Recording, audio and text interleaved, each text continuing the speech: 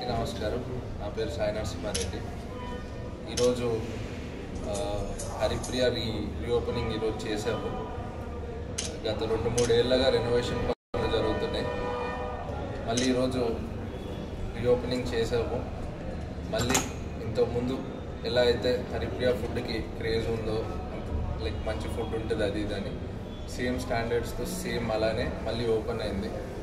అందరినీ మళ్ళీ ఇంతకు ముందులాగే దీన్ని ఎలా ఆదరిస్తుండేనో అలా ఒకసారి అందరినీ వచ్చి కోరుకుంటున్నాను.